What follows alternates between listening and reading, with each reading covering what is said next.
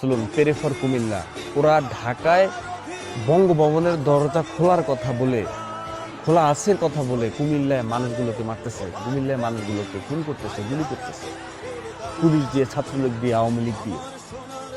কুমিল্লার মানুষই কি এরকম পাষাণ? মেয়েরা চিল্লাচ্ছে বাইরে বসে, আঙ্কেল গেটটা খোলেন, আঙ্কেল গেটটা খোলেন। ওই বাসাবাড়ি চিহ্নিত করে রাখেন, ভিডিও ফুটেজ আছে। দেশ স্বাধীন করার পর ওই বাসাবাড়িও যুদ্ধ অপরাধী নামে এরকম ঘোষিত হবে। ছাত্ররা আন্দোলন করছে, সেখানে পিটাচ্ছে ছাত্রলীগ, আওয়ামী লীগ, পুলিশ এসে সেখানে মেয়েরা বাসায় ঢুকতেছে, গেটের ভিতরে ঢুকতেছে, আশ্রয় চাইছে, আর সেই সমস্ত মেয়েদেরকে আপনারা আশ্রয় দেন নাই, ওই বাড়ি চিহ্নিত করা হবে। দেশ স্বাধীন হওয়ার পর ওই বাড়ি দেখে নেওয়া হবে। শহীদ মিনার যারা আছেন, ঢাকায় যারা আছেন, কুমিল্লার উপরে ফোকাস দেন, কুমিল্লার জন্য আওয়াজ তুলুন। কুমিল্লায় হামলা কেন? কুমিল্লায় অলরেডি মনে হয় কয়েকজন খুন হয়েছে, শাহাদত বরণ করেছে। কুমিল্লার জন্য সবাই আওয়াজ তুলুন।